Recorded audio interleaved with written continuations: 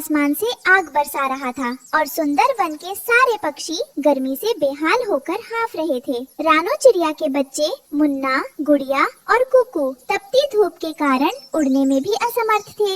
ओहो, आज तो गर्मी ने सारे रिकॉर्ड तोड़ दिए हैं। मेरे मासूम बच्चे इस तपती धूप में ना तो खेल पा रहे हैं और ना ही आराम से सो पा रहे हैं। काश हमारे पास कोई ऐसी ठंडी जगह होती जहाँ ये बच्चे सुरक्षित रह पाते। तभी आधी रात को आसमान से एक नीली रोशनी बिखेरता हुआ जादुई हिम तारा सीधा मैदान में आ गिरा, जिसने पूरी हवा को कड़ाके की ठंडक में बदल दिया।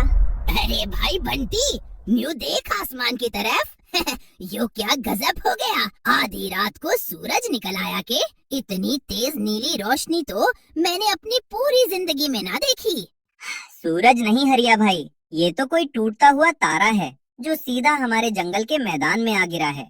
पर भाई कमाल देखो, इसके गिरते ही कड़कती गर्मी गायब हो गई और हवा इतनी ठंडी हो गई कि मेरे पंख कांपने लगे हैं। अरे ओ हरिया, बंटी, तुम दोनों यहाँ खड़े खड़े तमाशा देख रहे हो। दौड़ो, वो तारा रानो चिड़िया के घोंसले के पास वाले मैदान में गिरा है। वहाँ तो ऐसा लग रहा है जैसे कश्मीर की वादियों जैसी बर्फ जमने लगी हो। चलो रानो को जगाकर ये खबर देते हैं। सभी पक्षी उड़कर रानो के घोंसले के पास पहुँचते हैं और जोर जोर से आवाज लगाने लगते हैं। रानो, हरी ओ रानो बहन, जल्दी बाहर आ। भगवान ने तेरी पुकार सुन ली से। तेरे घोंसले के ठीक नीचे आसमान से एक जादुई चीज आ गिरी से। क्या हुआ हरिया भैया, इतनी रात को तुम सब इतने उतावले क्यों हो रहे हो? और अरे, ये अचानक इतनी ठंडी हवा कहाँ से चलने लगी? मेरा तो बदन सुहावना महसूस कर रहा है। सुनो जंगल के निवासियों, ये कोई साधारण तारा नहीं है। ये प्राचीन किताबों का जादुई हिम तारा है। इसकी शक्ति से बनी कोई भी चीज इस भयंकर गर्मी में कभी नहीं पिघलेगी। रानो, ये तारा सिर्फ तुम जैसी एक नेक दिल माँ की पुकार पर यहाँ आया है। ये तो हमारे बच्चों के लिए कुदरत का एक अनमोल उपहार है। मुन्ना, गुड़िया, कुकू, जागो मेरे प्यारे बच्चों, बाहर आओ। आज हम सब मिलकर इस जादुई तारे की मदद से अपने सपनों का बर्फीला किला बनाएंगे। रानो माँ और बच्चों ने जादुईदा हिम तारे को छुआ और देखते ही देखते मैदान की सारी मिट्टी चमकती हुई सफेद बर्फ में बदलने लगी। सब मिलकर एक विशाल और सुंदर बर्फ का महल बनाने में जुट गए। माँ देखो, मैं बर्फ की सुंदर और मोटी मोटी दीवारें बना रहा हूँ।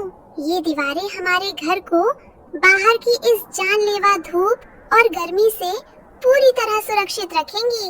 और माँ, मैं इस घर के लिए बर्फ की पारदर्शी खिड़कियाँ बना रही हूँ ताकि अंदर बैठे बैठे भी बाहर का पूरा नजारा साफ देखा जा सके। और मैं तो सबसे मजेदार चीज बना रहा हूँ, एक बहुत लंबी बर्फ की स्लाइड, जिस पर से हम सब बच्चे फिसलते हुए नीचे आएंगे। अरे कितना मजा आएगा। जादुई हिमतारे की शक्ति से कुछ ही घंटों में एक अद्भुत महल तैयार हो गया, जिसके अंदर बर्फ की मेज, कुर्सियाँ और सतरंगी रोशनी बिखेरता बर्फ का एक विशाल झूमर लटका था। देखा बच्चों, जब हम सब मिलकर प्यार से कोई काम करते हैं तो वो कितना सुंदर हो जाता है। अब ये बर्फ का घर हमारे पूरे जंगल के बच्चों का है। यहाँ सब बिना किसी परेशानी के आराम से खेलेंगे। महल बनते ही वहाँ सारे जंगल के बच्चों का मेला लग गया। कालू कौवा अपने लालच पे सूखी डाल के ऊपर बैठे पछता रहा था। उसने सोचा कि मैं रानो चिड़िया के पास जाकर माफी मांग लेता हूँ। फिर कालू कौवा रानो चिड़िया के पास गया और उससे माफी मांगी और रानो चिड़िया ने भी उसे खुशी खुशी माफ कर दिया। पूरी तरह बदल चुका था और बच्चों का दोस्त बन गया था। काओ काओ, प्यारे बच्चों, चलो चलो सब लाइन में लग जाओ।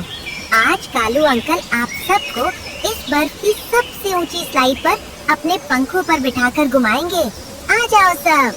वाह, कालू अंकल तो बहुत अच्छे हो गए। चलो बर्फ की ट्रेन में बैठते हैं।